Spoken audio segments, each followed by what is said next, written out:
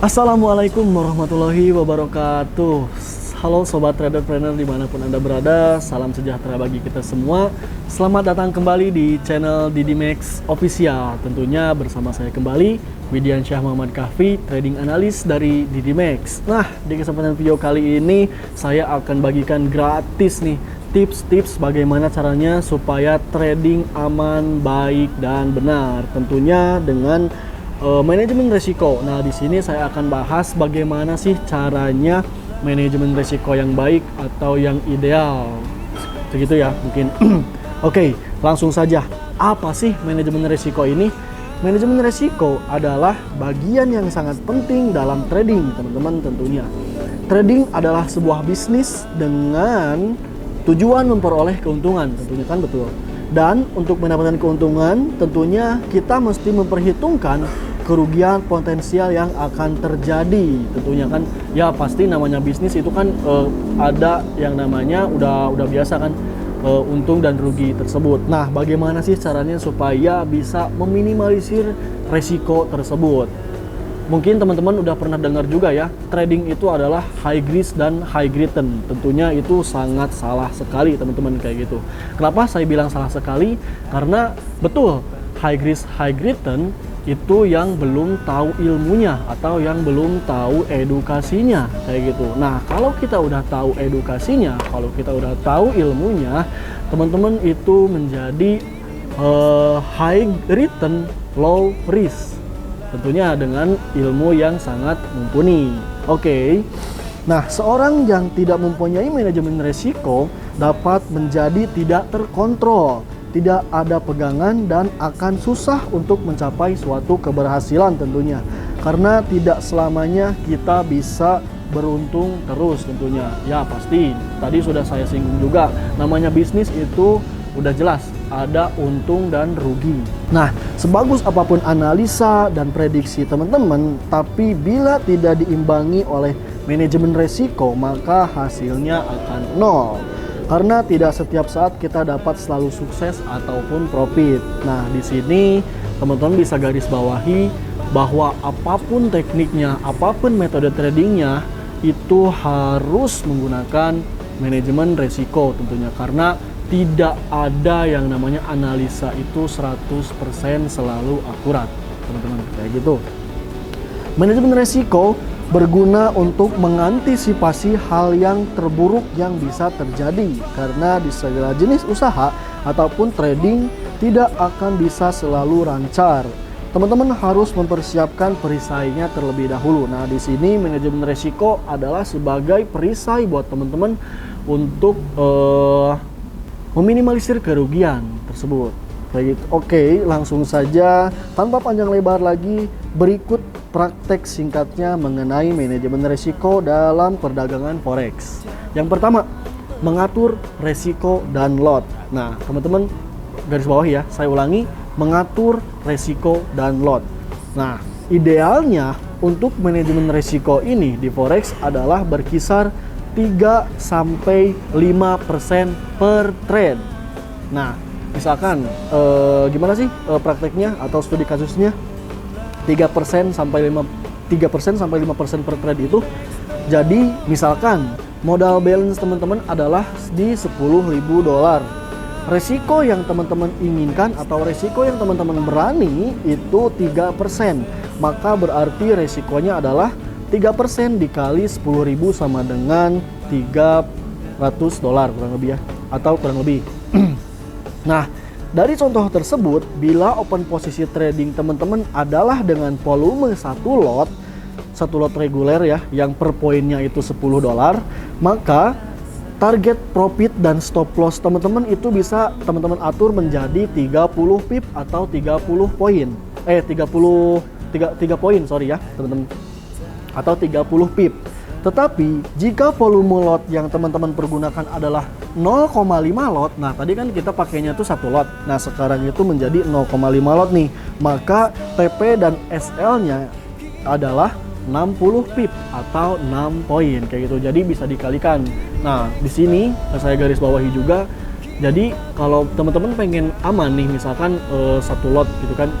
1 lot itu kan sama dengan 1000 ya, $1000 itu margin requirement-nya tuh kayak gitu. Nah itu nggak langsung disekaligusin satu lot teman-teman, jadi bisa dipecah nih kayak gitu. Misalkan jadi tadi kan dipecahnya tuh jadi 0,5, berarti 2 kali nih, 2 kali kayak gitu. Lalu bisa dipecah juga misalkan jadi 0,3 menjadi 3 kali, misalkan 3 kali, oke, 3 kali transaksi. Lalu bisa lagi dipecah misalkan jadi 0,2. Nah 0,2 berarti kurang lebih 5 kali ya, 5 kali transaksi kayak gitu. Nah bisa juga dipecah jadi 10 kali atau jadi 0,1, itu lebih safety lagi kalau menurut saya kayak gitu. Buat teman-teman yang masih awam mungkin ya kayak gitu. Tapi kalau teman-teman berani dengan resikonya, itu teman-teman boleh aja di up untuk penggunaan lotnya kayak gitu. Misalkan idealnya sih dari modal 10.000 itu ya kita maksimal per trade-nya tuh ya satu lot kayak gitu. Tapi satu lot itu kita bisa pecah tuh menjadi beberapa bagian kayak gitu, buat kita istilahnya tuh menghemat amunisi kayak gitu, atau peluru kayak gitu kan. Karena kenapa trading itu adalah bisa kita sebut juga sebagai war ya, atau perang kayak gitu. Oke.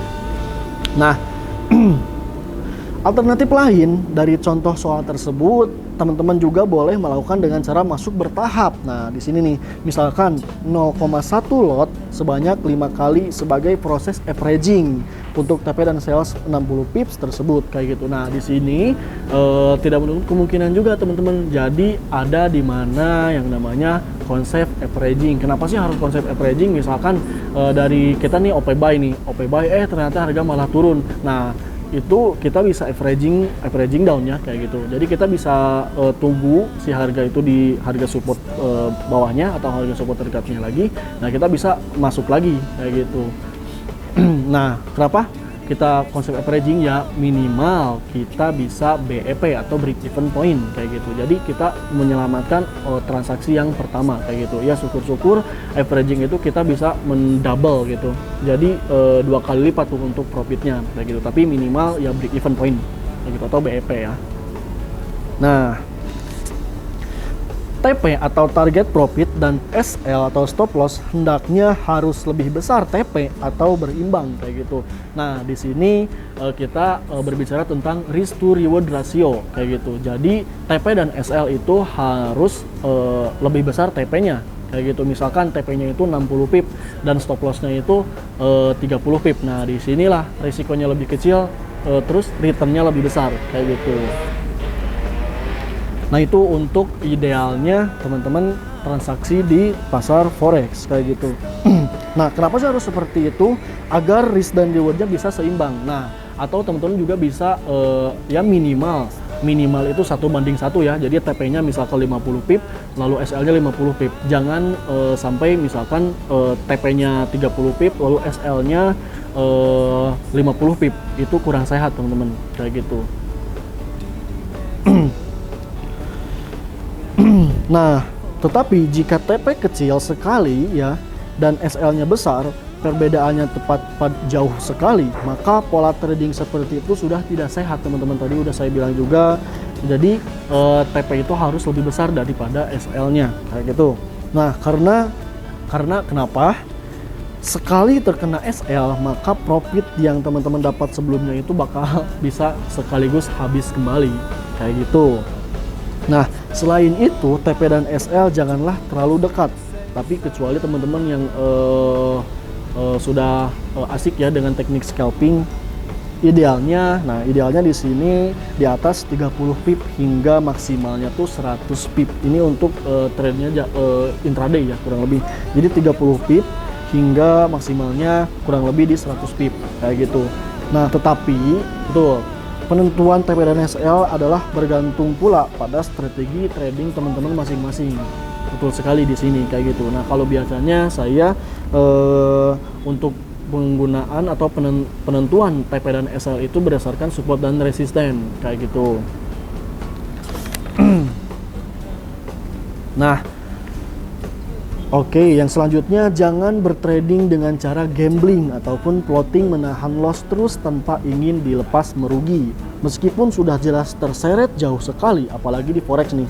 Karena hal itu sangat beresiko sekali, kecuali Jika teman-teman mempunyai suatu strategi trading tertentu yang tidak menggunakan stop loss dan sudah mempersiapkan suatu modal yang sanggup menahan hingga titik maksimalnya.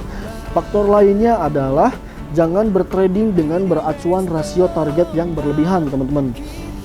Harus sekian persen dalam sebulan misalkan, apalagi dalam sehari atau seminggu, karena justru hal itu akan membuat trading teman-teman menjadi kacau sekali, sebab teman-teman nanti pasti akan memaksakan untuk trading secara membabi buta. Bila target belum terpenuhi, ini bisa berakibat sangat fatal sekali, teman-teman. Terus utamakan safety first ya. Dalam bertrading utamakan safety first, bukan target first ataupun cari keuntungan terlebih dahulu, melainkan carilah yang aman dan menekan resikonya terlebih dahulu. Hal itu penting ya. Setelah safety-nya bisa didapat, maka nanti profit itu akan mudah dicari, teman-teman, dan teman-teman juga bisa bertrading dengan lebih tenang tentunya. Nah, berbicara tentang target profit itu, kalau di Max kita ada target profit harian.